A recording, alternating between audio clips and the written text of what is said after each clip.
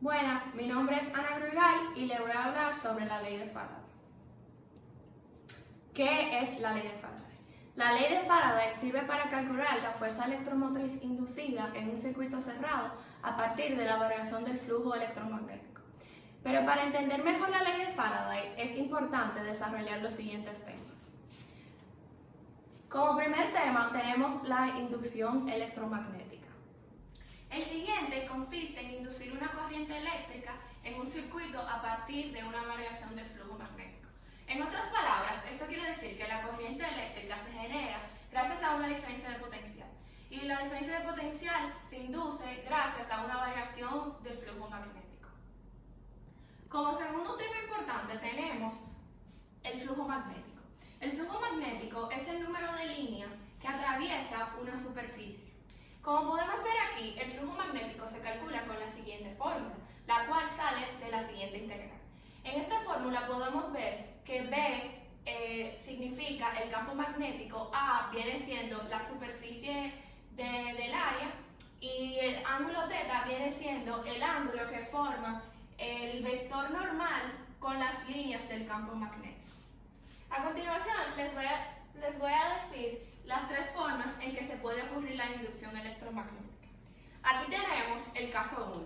En el caso 1, lo que sucede es que cambia el campo magnético con respecto al tiempo, pero el ángulo y el área superficial se mantienen igual.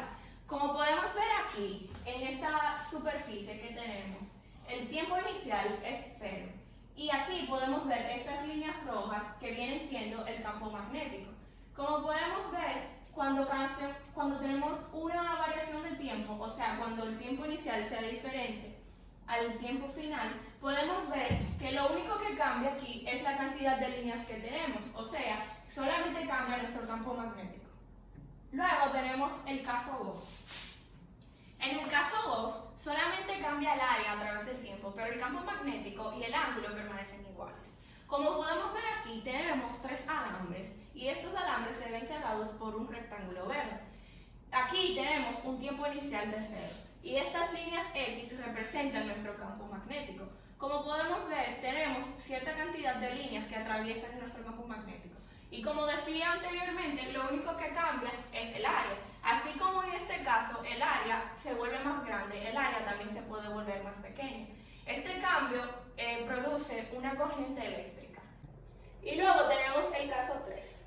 En el caso 3 solamente cambia el ángulo, mientras que el campo magnético y el área de la superficie permanecen igual.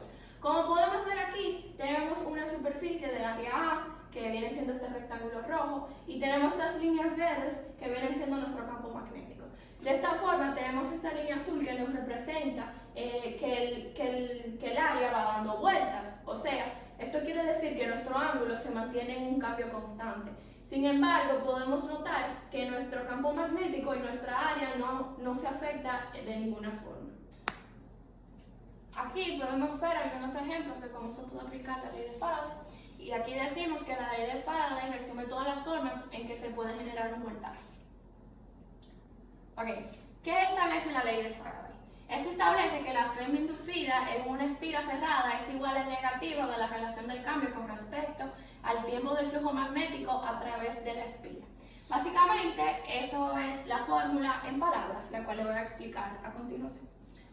Esta es la fórmula de la ley de Faraday. Como podemos ver aquí, tenemos una derivada. Esta derivada quiere decir que es la derivada del flujo magnético a través del tiempo, donde podemos ver que el flujo magnético se mide en Weber, el tiempo se mide en segundos y la fuerza electromotriz se mide en voltios.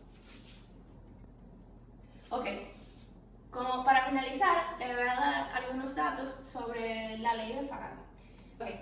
Este establece que la fuerza electromagnética es equivalente a la velocidad de variación del flujo magnético del circuito. También se sabe que de la ley de Faraday se desprenden numerosas conclusiones sobre la generación de la energía eléctrica, que con estas se pudieron descubrir la ley de Lenz y también el manejo moderno de la electricidad. También es bueno saber que prácticamente toda la tecnología eléctrica se basa en la ley de Faraday, especialmente referido a generadores, transformadores y motores. motores eléctricos. Entonces, a continuación, ¿qué es la FEM inducida? Bueno, aquí tenemos que la FEM inducida es una bobina que es igual al negativo de la tasa de cambio del flujo magnético multiplicado por el número de vueltas o de espiras de una bobina. ¿Okay? Esto implica la interacción de la carga con el magnético, con el campo magnético. A continuación les voy a enseñar la fórmula con la cual se expresa la FEM inducida, que es la siguiente que tenemos aquí. Aquí tenemos N, que viene siendo el número de vueltas o de espiras, BA, que viene siendo el flujo magnético, y B viene siendo el campo magnético externo, y A viene siendo el área de la bobina. Entonces, el signo menos denota la ley de Lenz, y FEM es el término que se utiliza para el voltaje generado o inducido. Ok, aquí tengo algunas aplicaciones de la ley de Faraday. Como dije anteriormente, que la mayoría de la tecnología eléctrica se utiliza y se basa en la ley de Faraday, como los generadores, transformadores y motores eléctricos. También los motores de corriente continua, y también se dice que haciendo mover un campo magnético se puede aprovechar la diferencia de intensidad eléctrica generada y transformarla en trabajo o en calor. Muchas gracias.